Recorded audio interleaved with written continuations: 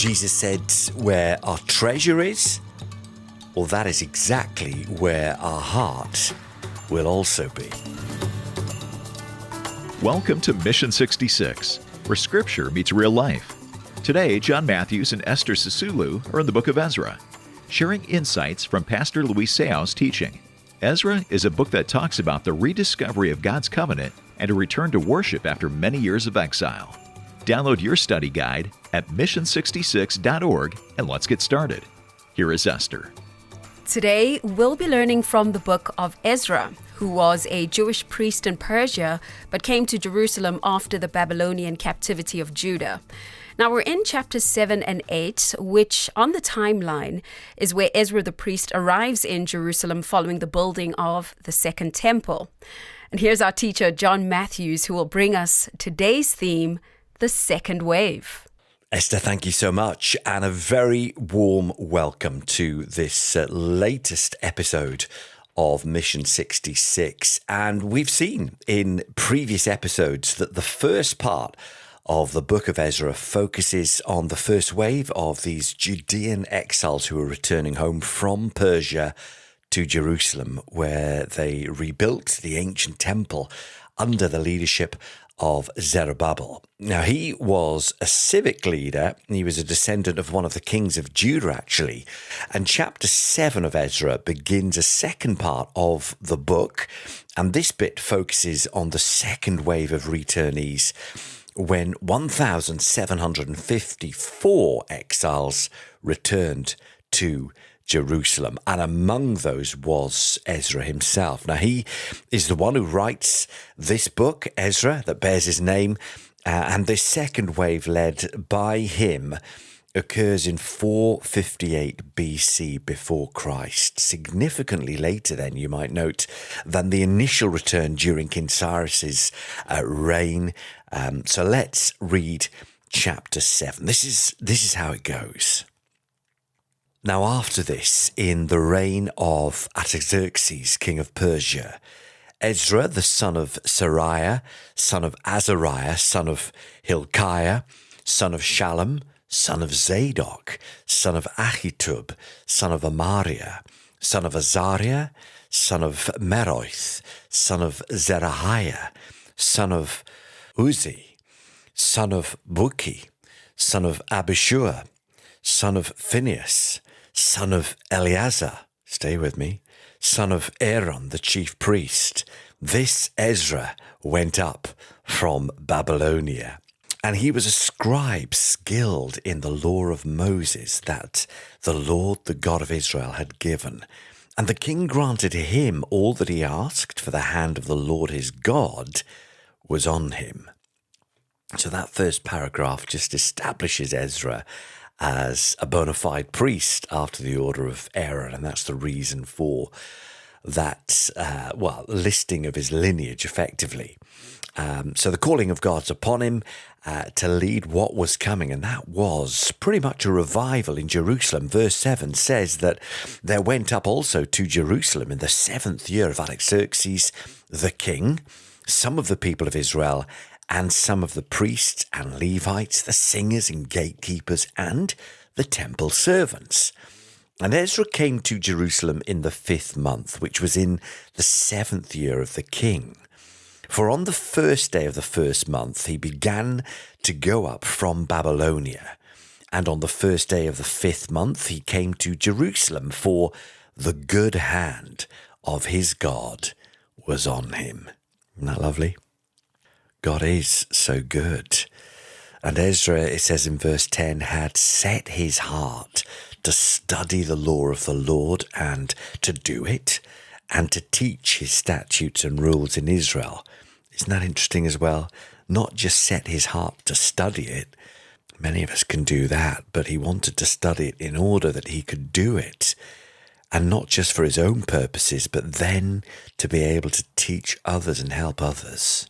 So in that verse, we see Ezra's heart revealed, his desire to learn, to exemplify, and to help others.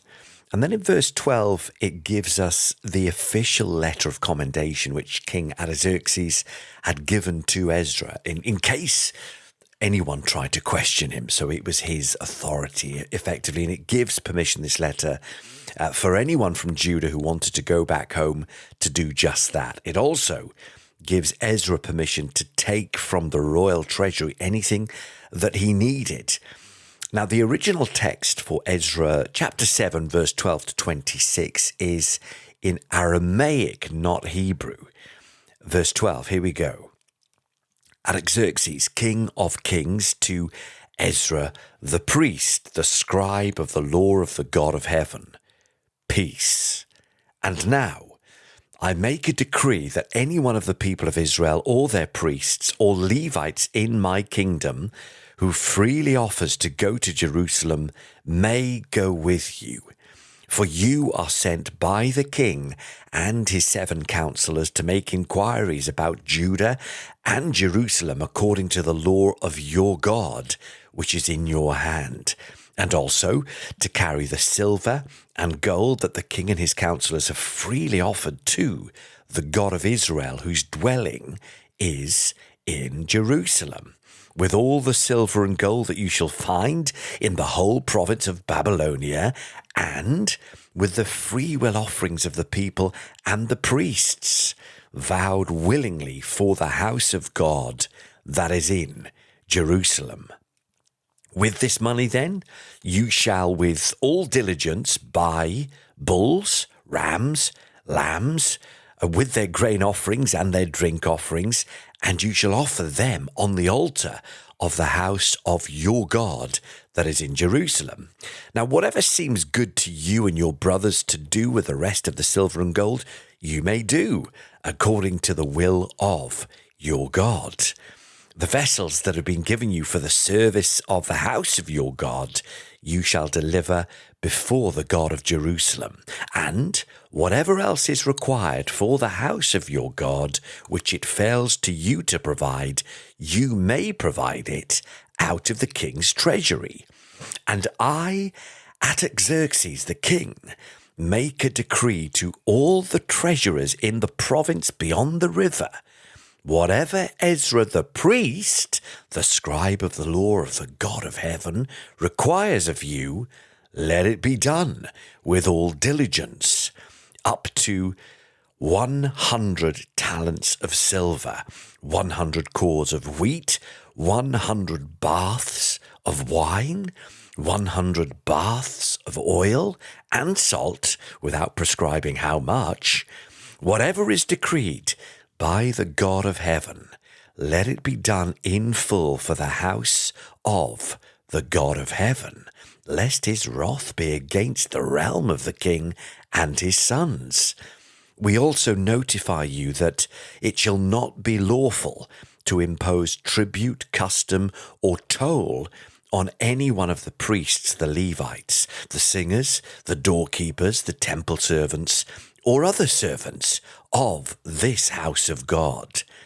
And you, Ezra, according to the wisdom of your God that is in your hand, appoint magistrates and judges who may judge all the people in the province beyond the river, all such as know the laws of your God. And those who do not know them, you shall teach. Whoever will not obey the law of your God and the law of the king, let judgment be strictly executed on him, whether for death or for banishment or for confiscation of his goods or for imprisonment. Well, that was the king's letter, which really effectively gives Ezra a free hand in establishing religious order in Jerusalem. So there's great goodwill and blessing from King Artaxerxes here. And he finishes the chapter here in verse 27 with, "Blessed be the Lord, the God of our fathers, who put such a thing as this into the heart of the king, to beautify the house of the Lord that is in Jerusalem, and who extended to me his steadfast love before the king and his counselors, and before all the king's mighty officers, I took courage, for the hand of the Lord my God was on me, and I gathered leading men from Israel to go up with me. And then chapter 8 lists the genealogies of those who returned from captivity with Ezra. Among them is listed somebody called Daniel, son of Ithamar. Now that might, Esther, raise the question as to whether this was the same prophet Daniel. Now, actually, I don't believe that it was the same Daniel, because for one thing, we are told that the prophet Daniel was of noble lineage, even though the names of his parents are not told us.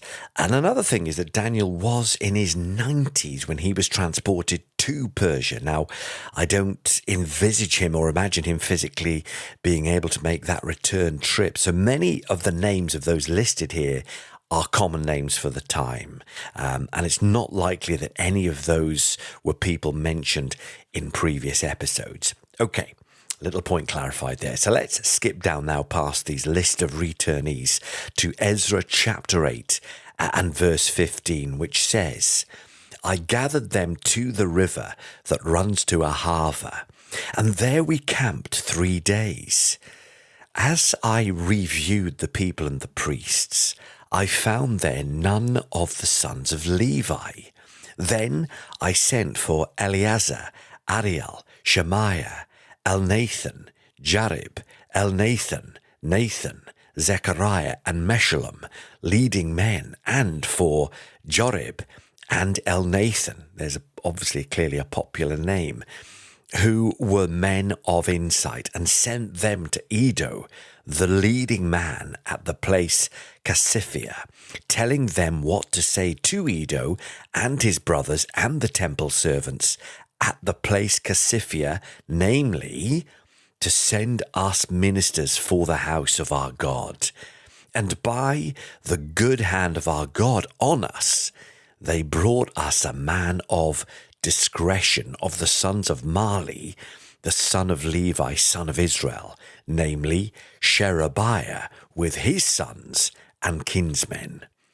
Also Hasabiah, and with him Jeshiah of the sons of Merari, with his kinsmen and their sons, besides 220 of the temple servants, whom David and his officials had set apart to attend the Levites. These were all mentioned by name.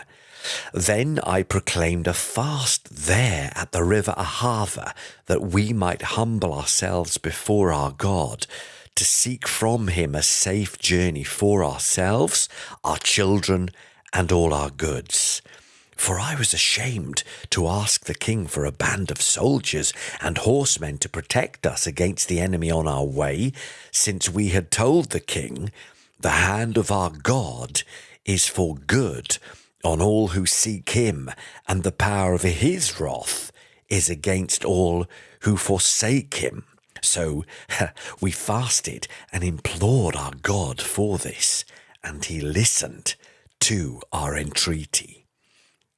So they had God's protection here against any thieves or bandits that might have accosted them on the way. And again, a little insight to Ezra's character here. He knows the king has given him free hand, but he's reticent to then ask, actually, can we have some protection on the way? Thinking, no, our God will protect us.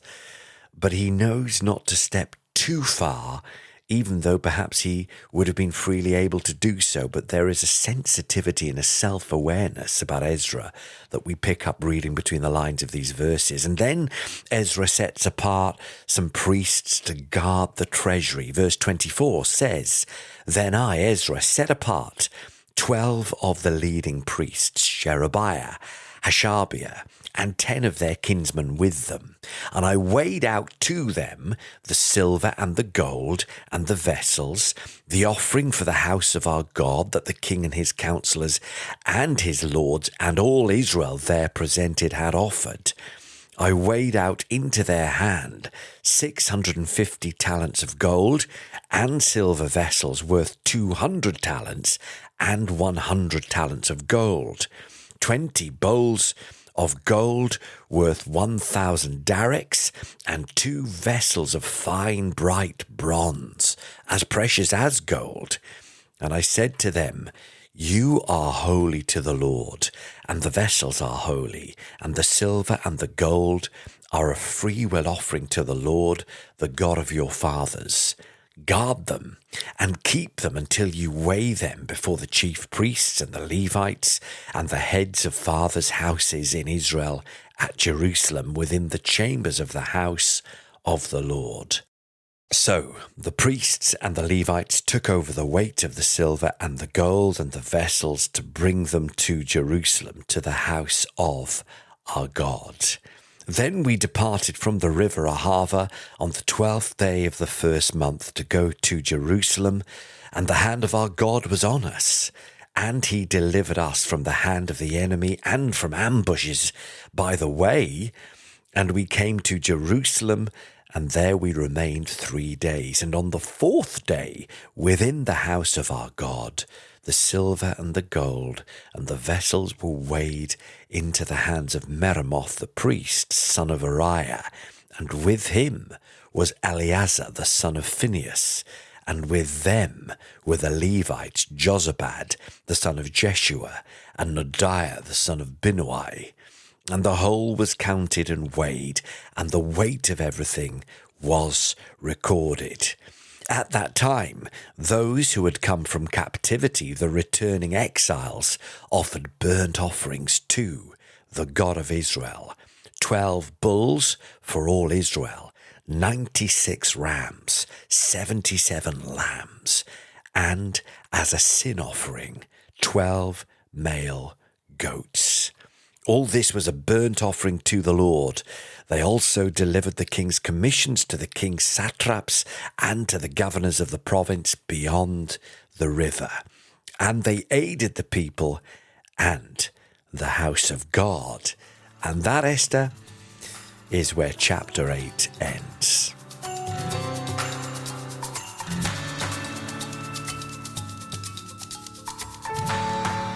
Well, thank you, John. And yes, friend, this is Mission 66, and we're glad to be with you today as we look through the book of Ezra, looking at chapters 7 and 8. Now, John, I was kind of holding on to this one because you seem to think that it was important that Ezra could trace back his genealogy all the way back to Aaron. So why do you think that is important? Yeah, not so much me thinking important, just the fact that it's given time. It's given time and it's given verses there. So we discern by that it must be. Ezra became a key figure for the Judeans after their exile. And so I think the importance he ascribes to it is that the reader knows that he was a legitimate descendant of the priestly line of Aaron, because of the rules of worship as outlined in God's law demanded that the sacrifices and the ceremonies be conducted with this priestly oversight. There was a right way to do things. And remember that both the northern kingdom Israel and the southern kingdom Judah had failed because they disobeyed the covenant that they'd made with God. And this is why God had the northern kingdom to be overrun by the Assyrians, and why the southern kingdom Judah was allowed to be taken captive by the Babylonians. And their time in Babylon, well, it was meant as a time of change, renewal, purifying. And they had the prophecies that foretold that they would indeed return after 70 years. Now, they were not the same as before. So these people were not the same people as the ones that left. By now, they were softened through suffering, through captivity. The hearts were changed. They realized the error of the generations that had preceded them and how patient God had been with them. Decade in, decade out. Patience, patience, patience with so many other idols that they constructed, which were worthless, meaningless, and empty, and hollow, and irrelevant. And then you have the God of the universe, and God just looks down in patience upon these generations of people thinking, my goodness, why won't they follow me? Because in following me there is true hope and peace and a life that they can't imagine, but they just go their own way. God identifies that Ezra, and we've seen some of his character just as we've read through these chapters, just coming out. There's a humility and a grace about this guy. And so God thinks this is the right person to lead the nation back to me, not only because he's a priest from the line of Aaron, but because he's a person of character. Now, there's nothing innate about him that makes him a good character as such, but that is God's gift to him, and his heart is, even as he's sinful like you and I are, his heart is to follow God, and God honors that. And so Ezra is the appointed man, and so Ezra has a real impact on history, and that's why we're reading his book here on Mission 66 today. Okay, so John, we learned that Ezra didn't return in the first wave of returnees. Perhaps that should be a question. In fact, why was it that he didn't go with the first group of people? And why did the people have to go in these two waves? I imagine that perhaps they could have all just congregated and moved together in one caravan. Why was this divided in two groups? Yeah, there's several reasons behind that. Now, the return of the people, first of all, was not compulsory. The decrees of Cyrus and Darius simply said anyone who wants to go may go. So no one was forced to go back. In fact, there was a large Jewish community that considered Babylon now to be their home. They had jobs, routines, families to raise.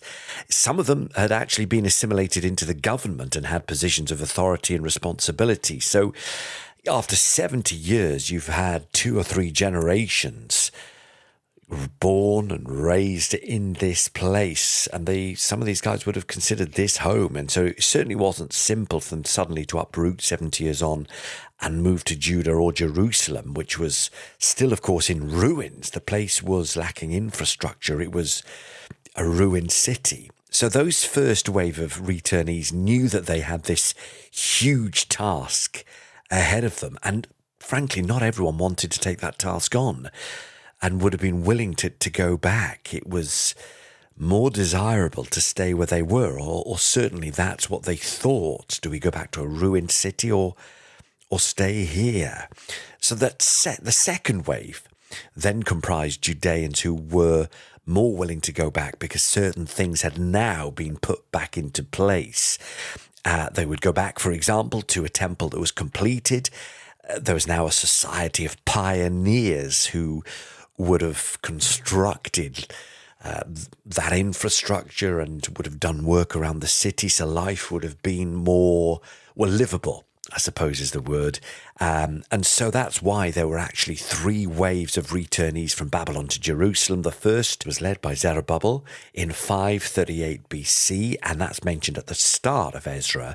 Those guys rebuilt the temple. And there's quite a gap because the second wave is many decades later, really, was led by Ezra himself, and that was 458 BC. Some 80 years later. And then the third wave comes later again in 444 BC, so 14 years later. And that wave of returnees is led by Nehemiah, and that was when the wall was rebuilt around the city.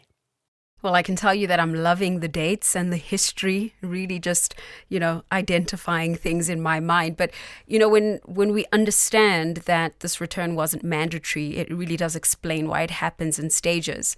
So, something else that stood out to me was that each caravan or each group that returned brought gold and silver and other valuable goods, kind of reminding me of what happened with the Israelites when they left Egypt.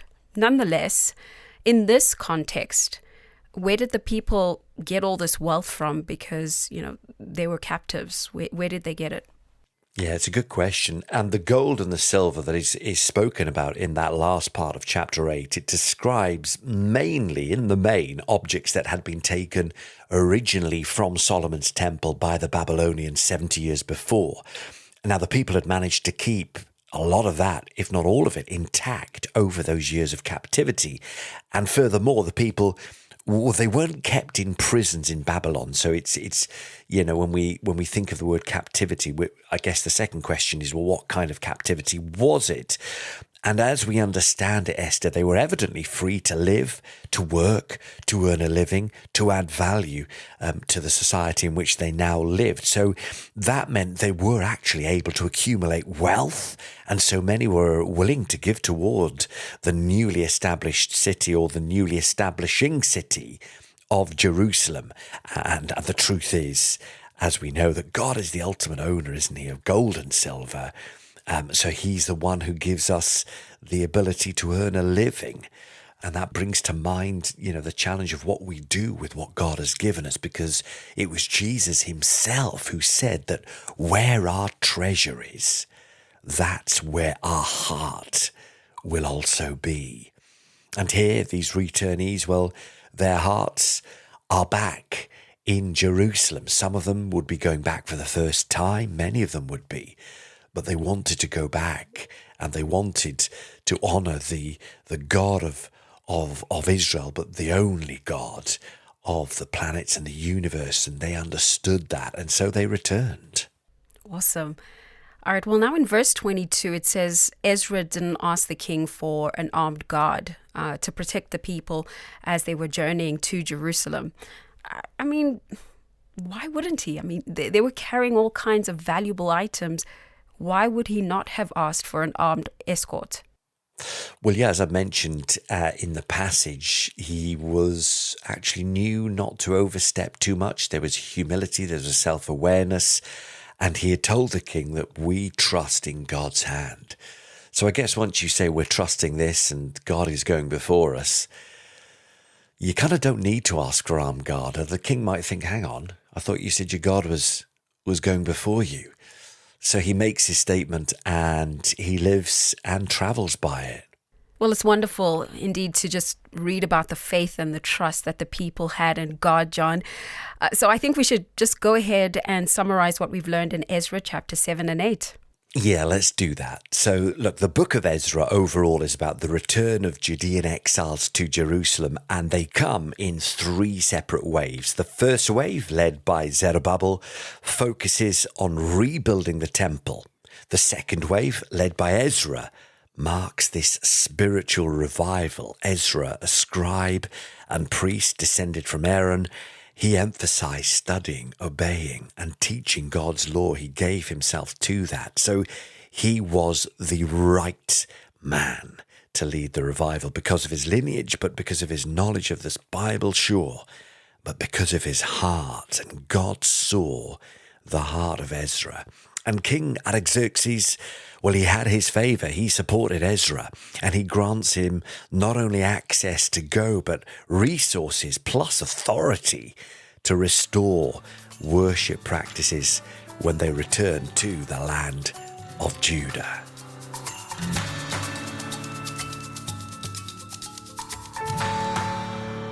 Well, thank you, dear friend, for taking the time to listen to Mission 66 today. This is where we'll conclude our episode.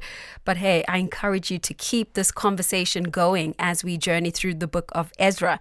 Now, how do you do that? You can find us today on our social media pages. We're on Facebook and on Instagram. And there you can share your thoughts and leave your questions on what you've heard in this episode. And of course, like the page, because our community is growing because of your interaction with this program. Well, friend, we're looking forward to joining you next time. I'm Esther for John and our entire team saying, see you next time on Mission 66. That's all for today's Mission 66. But before you go, make sure to download your free study guide at mission66.org. It's your key to diving deeper into the Bible with personal application. Stay on this biblical journey with John and Esther, and let's explore God's Word together. Your study guide is waiting at mission66.org. Plus, you can join the conversation, ask questions, or help us spread the word with a donation. Check out mission66.org. Mission 66 is a ministry partnership of Transworld Radio and Dr. Luis Sayao.